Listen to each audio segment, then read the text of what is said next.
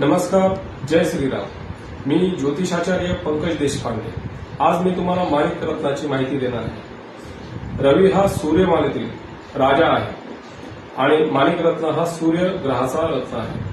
तर सूर्यग्रह हा राज, सन्मान, पद, प्रतिष्ठा, मान, वैभव, औदार्य, ऐश्वर इतक्या गोष्टी प्राप्त करून देतो. माणिक रत्न ही त्या सगळ्या गोष्टी आपल्याला प्राप्त करून देतो. त्याचप्रमाणे सरकार योजनेमध्ये अडकलेली कामं मार्गी लावणे, सरकारी नोकरी प्राप्त करून देणे, डॉक्टर बनवणे, वैद्यकीय क्षेत्रामध्ये प्रगती निर्माण करणे, त्याचप्रमाणे सुदृढ शरीर प्राप्त करून देणे, बलवान, धैर्यवान, शौर्याचा प्रतीक म्हणून माणिक रत्न ओळखला जातो. सूर्यग्रहराज ओळखले जातात.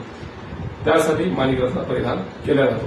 त्याचप्रमाणे एखाद्या व्यक्तीच्या पत्रिकेमध्ये जर रवी ग्रह हा कमकुवत असेल, अशक्त असेल किंवा रवी ग्रह फळ देत नसेल, निकामी असेल, तर अशा व्यक्तींनी माणिक रत्नाचा नक्कीच परिधान करावे.